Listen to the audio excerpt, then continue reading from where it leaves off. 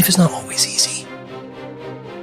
There are times when it feels like everything is going against us, when we face obstacles that seem insurmountable, and when we feel like giving up. This is harder than I thought. Hard? That must mean it's bad. No. Every time you face disappointment, you face heartache, you face defeat, you face setbacks, it's preparing you for what this world has in store for you. It is the test that creates credibility. It is the test that creates trust. So if you're going through a bankruptcy moment, that's your test of being trusted. In other words, you never think that a crisis comes to conclude your life. It comes to give credibility to your life.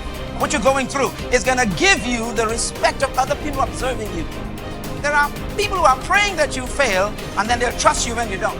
They hope you won't make it, and when you make it, they congratulate you. Don't listen to the naysayers. Accept the test as part of you becoming a successful person. Successful people are always survival testimonies. They weren't born successful. Success is a result of going through a furnace, sleeping with lions, being torn apart, being ripped apart, being criticized and attacked. Success is what people think of you after they try to kill you. Life gonna whip your butt. Life is gonna bully you. Stop whining. Stop crying. Nobody cares. Be demanding. Let it hit you, but don't let it punk you. This is not an opposition. This is an opportunity. I don't care if you've been beaten to the floor, if your legs are too tired to lift that weight. Break through that barrier and create new ones for you and for others to show off. Get back up and live life. If I really work hard and use my mind and I get creative, there's something out there that I haven't discovered. There's always an answer. You can do more than you think you can do. You can have more than you think you can have. The possibilities for you are unlimited. If you're coming back from adversity and devastation, it's unlimited of what you can do. There's no guarantee that because somebody is now down on their luck, they can never come back. Who can guarantee that you can't make? No one can do that. You don't know what the possibilities are for your life. You want your stuff? It's necessary you take responsibility for it. That you make it happen, that you don't give up, that you don't take any objection or disappointment or defeats personally, that you keep on keeping on, that you don't decide that I can't make it because you can't see the light at the end of the tunnel, that you realize that's a part of the program. That's how I conquer, and that's how nobody has ever beaten me yet. I have never met anybody who became incredibly successful until they had suffered and sweated and sacrificed and kept their focus and fought through tears and trials and tests. And if you have a dream and you commit to it, it will come to pass. There's something that you could do that would radically change your life. Somebody could take the hand you've been dealt and win with it. Same circumstances, same ideas. They would do it through what they thought about your life. But we don't need somebody because we got you. You are the one.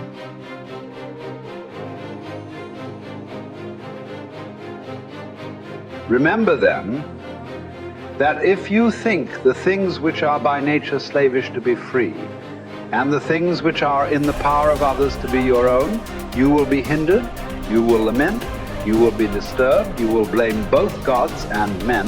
But if you think that only which is your own to be your own, and if you think that what is another's as it really is belongs to another, no man will ever compel you, no man will hinder you. You will never blame any man. You will accuse no man. You will do nothing involuntarily against your will. No man will harm you. You will have no enemy, for you will not suffer any harm. Now is the time to get serious about living your ideals. How long can you afford to put off who you really want to be? Your nobler self cannot wait any longer. Put your principles into practice. Now, stop the excuses and the procrastination. This is your life. You aren't a child anymore. The sooner you set yourself to your spiritual program, the happier you will be. The longer you wait, the more you'll be vulnerable to mediocrity and feel filled with shame and regret, because you know you are capable of better. From this instant on, vow to stop disappointing yourself. Separate yourself from the mob. Decide to be extraordinary and do what you need to do. Now. Never depend on the admiration of others. There is no strength in it. Personal merit cannot be derived from an external source. It is not to be found in your personal associations, nor can it be found in the regard of other people. It is a fact of life that other people, even people who love you, will not necessarily agree with your ideas, understand you, or share your enthusiasms. Grow up. Who cares what other people think about you? Caretake this moment. Immerse yourself in its particulars. Respond to this person, this challenge, this deed. Quit the evasions. Stop giving yourself needless trouble. It is time to really live, to fully inhabit the situation you happen to be in now. You are not some disinterested bystander. Participate. Exert yourself. It was Benjamin Disraeli. He says, nothing can resist the will of a people that will stake even their existence on the extent of their purpose for good. That when you dedicate your life to something, you bring on some powers in the universe that works through you to bring about changes that you would never ever know unless you have dedicated yourself. I'm reminded of a young guy who was on a bus, a little young fellow, and some kids were picking at him, some bigger guys, and they kept on thumping him on the head and hiding their hands. And so he got tired of them doing that, and he stood up so he would not be around them, out of their reach. And they took him and said, sit down. They set him down. And he stood back up and said, I don't want to sit down. They said, sit down. Didn't we tell you? And they pushed him back down. I don't want to sit down. They said, sit down. And they held him down. And he looked at him, he said, you might hold me down, but I'm standing up inside myself. And what we have got to do is know that there's something about you, there's something about us, there's a power in you that regardless of what happens to you, you can stand up inside of yourself. I think that's what the poet meant when he says, out of the night that covers me, black as a pit from pole to pole, I thank whatever gods there may be for my unconquerable soul. You have an unconquerable soul. Something that George Bernard Shaw said that I think has some power for us. I'd like to share it with you.